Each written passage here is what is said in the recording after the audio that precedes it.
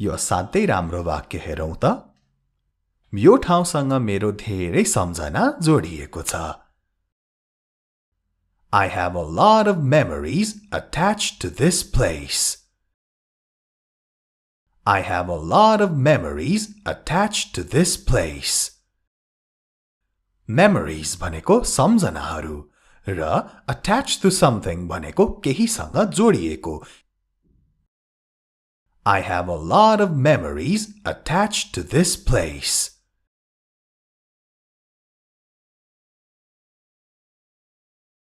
यो अर्को वाक्य अब। म सानै छँदा मेरो बुवाले मलाई यहाँ ल्याउनु भयो। My father brought me here when I was very young. My father brought me here when I was very young. Brought भनेको ल्याएको, bring को past tense हो यो। My father brought me here when I was very young.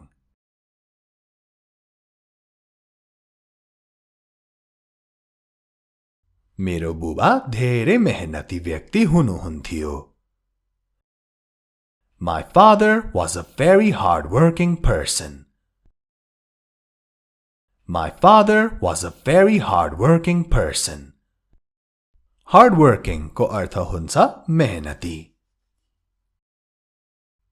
My father was a very hard-working person.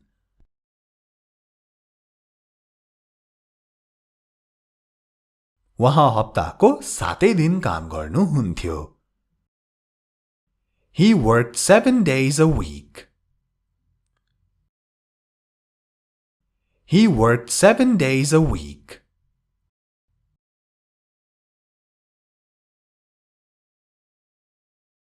उहाँले कामबाट एक दिन पनि बिदा लिनु भएन। He never took a day off from work. He never took a day off from work.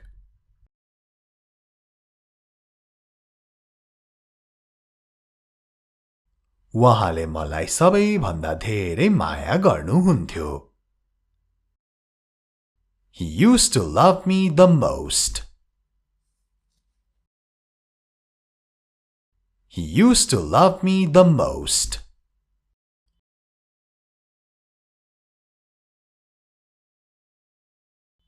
उहाँले मलाई केवल खुसी भएको हेर्न चाहनुहुन्थ्यो। He just wanted to see me happy. He just wanted to see me happy. Happy को अर्थ हुन्छ खुसी। He just wanted to see me happy.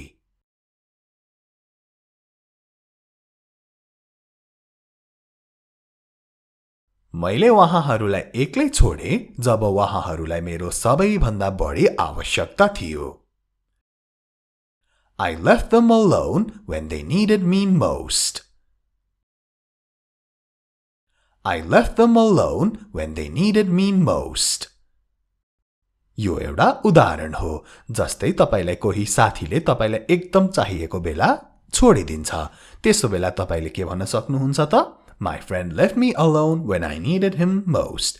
यसरी नै विभिन्न ठाउँमा प्रयोग गर्न सक्नुहुन्छ। तपाई हेरिरहनु भएको छ हाम्रो English Guru YouTube channel. You are watching Hamro English Guru YouTube channel. Your place to learn English. आजको भिडियोमा हामी यसरी नै सारै महत्त्वपूर्ण अंग्रेजीका वाक्यहरूको अभ्यास गर्नेछौं।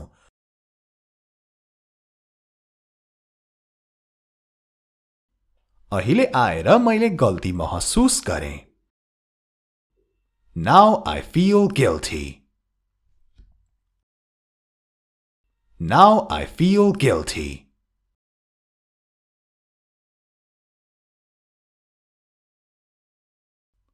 मलाई पैसा नै सबै थोक हो भन्ने लाग्थ्यो। I used to think money was everything. I used to think money was everything.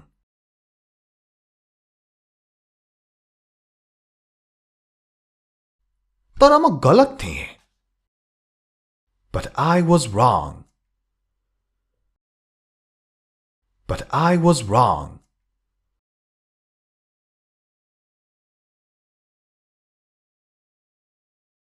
उहाँको स्वास्थ्य दिन प्रतिदिन नाजुक बन्दै गइरहेको छ His health is deteriorating day by day.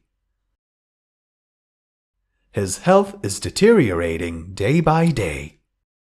एक पटक यो शब्दलाई ध्यान दिएर हेर्नुहोस् deteriorating deteriorating लामो छ र सुन्दा पनि अलि गाह्रै छ तर सँगसँगै भन्नुहोस् त अब deteriorating deteriorating deteriorating deteriorating भनेको नाजुक हुँदै गएको अथवा बिग्रदै गएको His health is deteriorating day by day.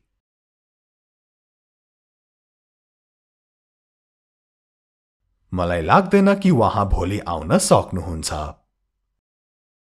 I don't think he will be able to come tomorrow. I don't think he will be able to come tomorrow.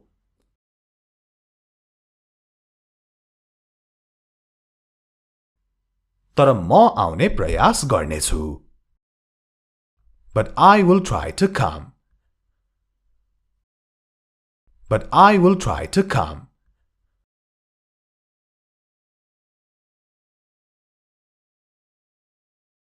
म ढिलो भए भने मेरो लागि नकुर्नु Don't wait for me if I am late.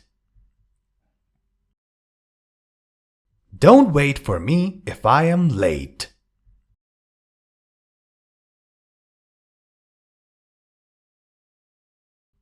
उनको चुनाव जित्ने आशा कमै छ There is little hope of his winning the election. There is little hope of his winning the election. Election, चुनाव There is little hope of his winning the election.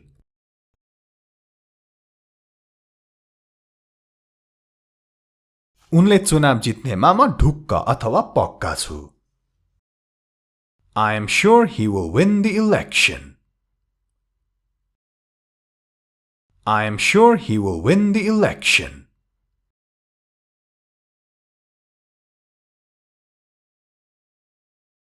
भगवानमा विश्वास चाहिँ राख Just have faith in God. Just have faith in God. Be sure to subscribe to this channel, Hamro English Guru, if you haven't subscribed already. Hamro online class YouTube channel लाई पनि subscribe गर्न नछुटाउनु होला. यस्तै भिडियोहरू कहिल्यै नछुटाउनको लागि दुईटै च्यानलको सब्स्क्राइबको छेउमा भएको घण्टीलाई पनि बजाउन नभुल्नु होला.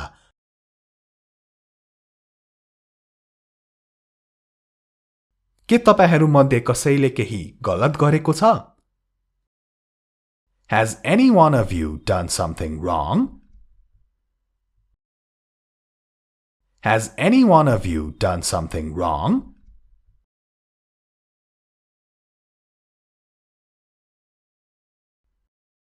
म जानु अघि तिमीलाई एक पटक भेट्न चाहन्छु. I want to meet you once before I leave. I want to meet you once before I leave.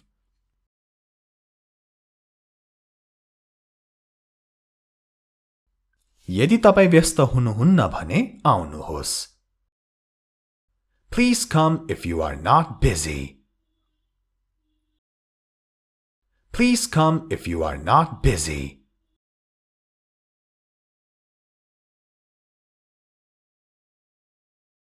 म तिम्रो धेरै समय लिने छैन. I won't take much of your time.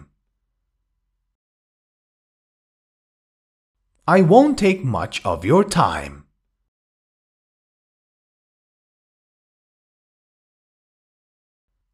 जीवनमा उतार चढाव आउँछन्. There are ups and downs in life. There are ups and downs in life.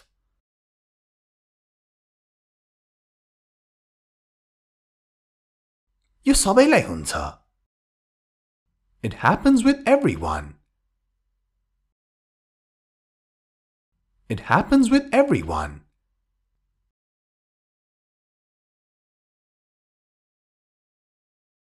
यसैलाई हामी जीवन भन्छौं. That's what we call life. That's what we call life.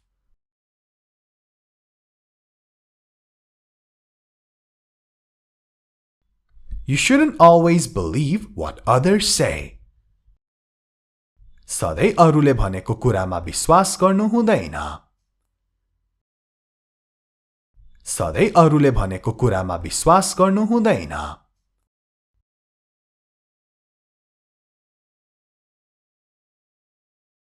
म उसलाई मद्दत गर्न त सक्थे, तर मैले गरिन.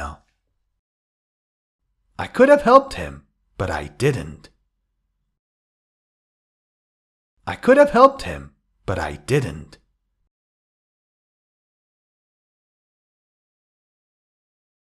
हामी फेरि भेट्छौं भनेर मैले सपनामा पनि सोचेको थिइन. I never dreamed that we would meet again. I never dreamed that we would meet again. Be sure to like and share this video. भिडियोलाई लाइक र शेयर गर्न नछुटाउनुहोला.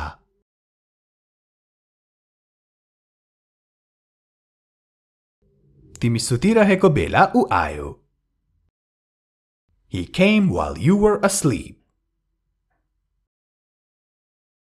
He came while you were asleep.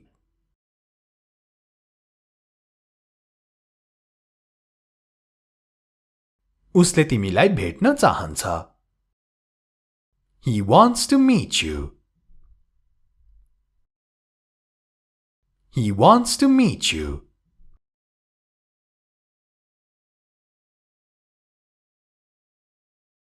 के तिमीलाई थाहा छ ऊ अहिले कहाँ बस्दैछ? Do you know where he's living right now? Do you know where he's living right now?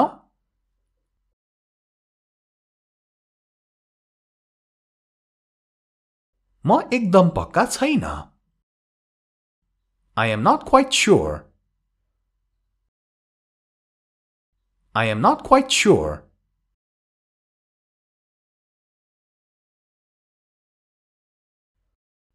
मलाई लाग्छ ऊ यहाँ नजिकै बस्छ. I think he lives near here. I think he lives near here.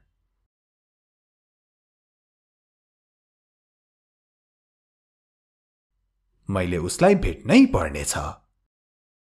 I have to meet him. I have to meet him.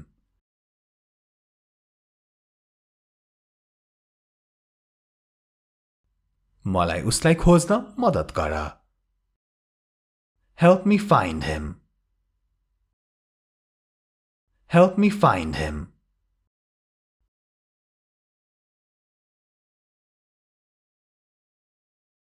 म तिमीलाई पक्कै मद्दत गर्नेछु. I will surely help you. I will surely help you. आजलाई यति नै. This much for the video. Take care. Have a great day.